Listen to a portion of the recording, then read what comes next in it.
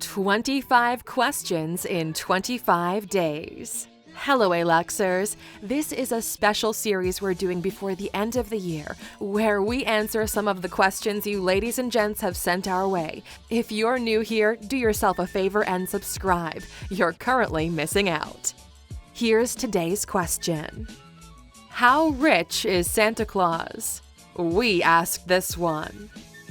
After last night, probably most kids woke up to some gifts from this mystical entrepreneur that chooses to live his life away from everyone else, surrounded by only a handful of trusted associates, while currently running the largest toy empire in the world.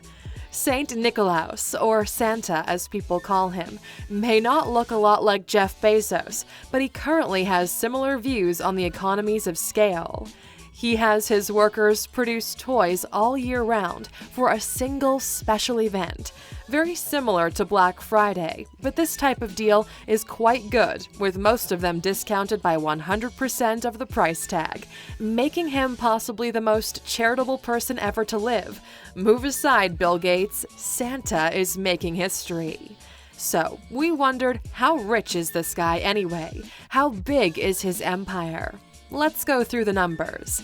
The toy industry is worth approximately $90 billion globally, 20-ish of those happening in the US alone. Almost half of the entire industry sales happen around the holiday season. That's a massive amount for a seasonal business, meaning for the purpose of holidays, over $40 billion in spending on toys. That's twice the net worth of Elon Musk and close to what Zuckerberg is worth right now. And those $40 billion are on toys alone, and it happens every year. For the purpose of not going insane with research, we'll consider Santa as just the giver of toys for children. We know he brings gifts to parents as well, but that would just ruin our math since it would almost be impossible to get even a ballpark figure. That would mean your assets would have to generate at least $40 billion in profit per year, which you choose to donate in order to receive a tax incentive. You know Santa's good with the numbers at this point. He already has the best accountants in his pocket. Amazon is showing a profit of a little over $2 billion per quarter, making $9 billion per year. So despite them having the infrastructure to deliver all the toys, they simply wouldn't have the money to sustainably play Santa, even for a single year. But you know who would be able to do it? Apple. Apple Inc. has generated over $40 billion in profit per year for the past 5 years. Samsung has also passed that threshold. Assuming Santa Inc. would need both the profitability of Apple and the infrastructure of the likes of Amazon or Alibaba, that would put a valuation on Santa's empire of around $2 trillion in order for it to be sustainable. We're assuming that Santa is actually paying his elves at least the minimum wage, and they get some pretty cool benefits. Looking at the scale of the operation, Santa is employing around 650,000 elves. Basically, he has a monopoly on the elvish manufacturing industry, securing all of them in what some could consider a dictatorial manner. If you think about it, we don't get any news or blog posts from any of his elves, meaning he may have in place a giant firewall of some sort, blocking access in and out of his enterprise. Should we talk about elf rights? Let's assume everything is by the book. All this would make Santa and Mrs. Claus the first trillionaires on the planet, considering they both own 100% of the Santa Inc. company. And you know, Santa didn't sign a prenup. That's why he stuck around so long. Even though his fortune would be valued between $1 and $2 trillion, he doesn't live a lavish lifestyle.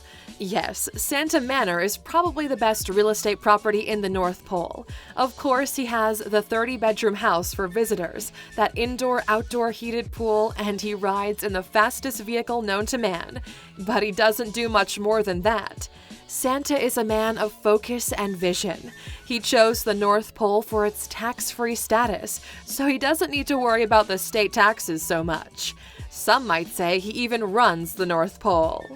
Although these numbers might sound incredibly high, we're not that far from seeing a $2 trillion company.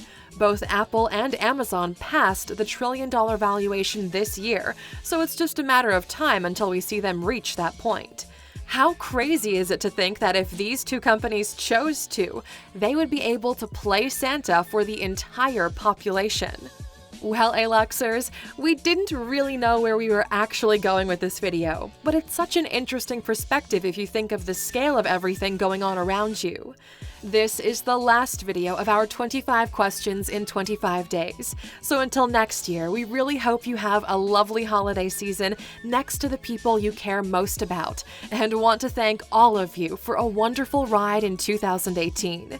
It's really been a phenomenal experience, and we can't wait to go even bigger next year.